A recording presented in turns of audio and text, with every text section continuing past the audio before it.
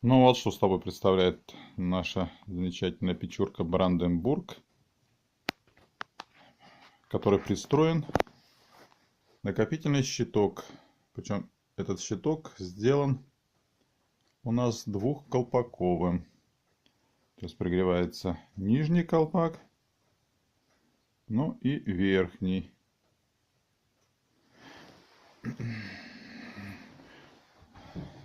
Сейчас идет процесс горения в режиме тления. Горит достаточно уже долго, часа 3 точно.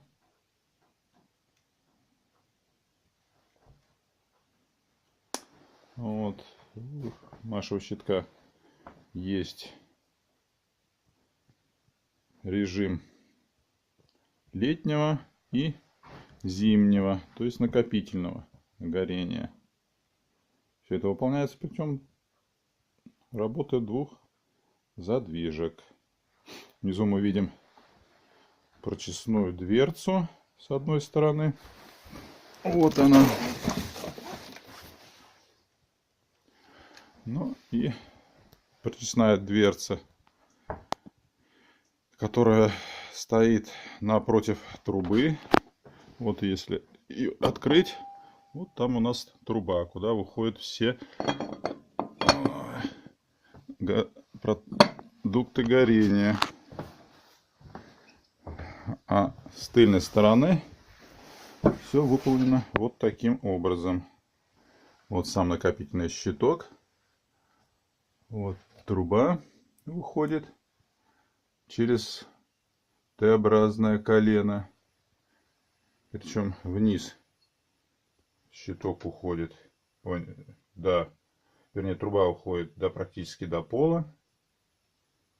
С дренажным, так сказать, клапаном, который открывается и закрывается. Это нам необходимо на случай прочистки. Также трубу эту можно разобрать, вытащив снизу эти деревянные колобашки, что позволит нам, в принципе, весь мусор, который там есть, выколотить, вычистить в какую-нибудь плошку, тазик и выбросить. Вот здесь тоже у нас есть прочистная дверца, но она, к сожалению, не очень видна, так как я ее закрыл. Но в дальнейшем мне это надо исправить, причем прорезание окна. А вот с этой стороны прорезать окно, чтобы можно было открыть, например, и почистить. Вот такие дела. В принципе, при тлении труба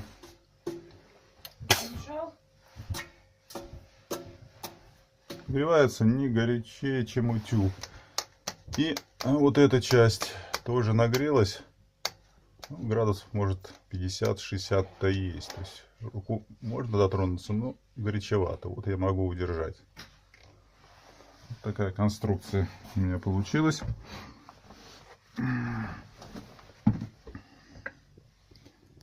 Здесь через определенный тепловой зазор, чтобы закрыть, была выложена стеночка из гипсокартона. Ну и вот сам аккумулирующий тепловой щиток. Он еще не доведен до конца. Его, в принципе, ох, какой он тут горячущий-то. Ох, и вот верхняя часть горячущая. Не, верхняя часть еще можно удержать руку. Нижняя же часть горячущая, что руку не удержать. Она полностью прогрелась. О, горячая. Ради интереса можно взять и померить температуру. Щиток этот я сложил самостоятельно из того, что было и как мог. Первая кладка получилась вот такой, достаточно не очень ровненькие швы. Печной кирпич еще не обработан не почищен и не покрыт лаком. Ну, главное, выполняет свою функцию.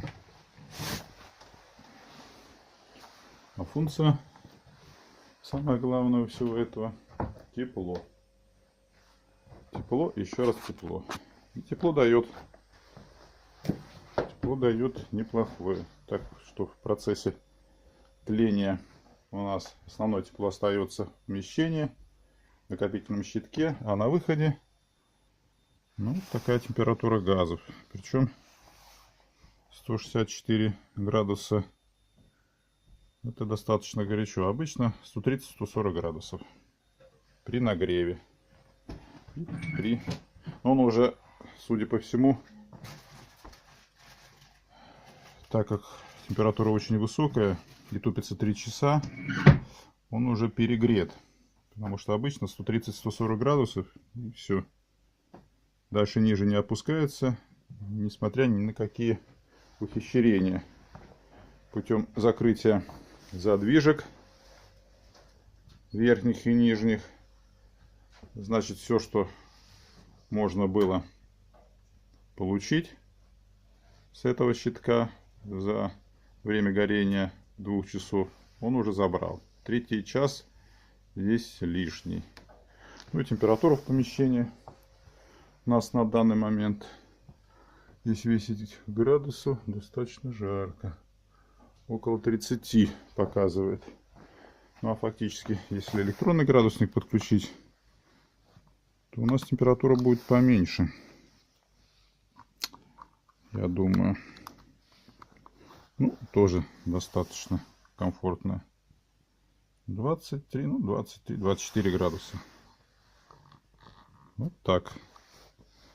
Спасибо за внимание.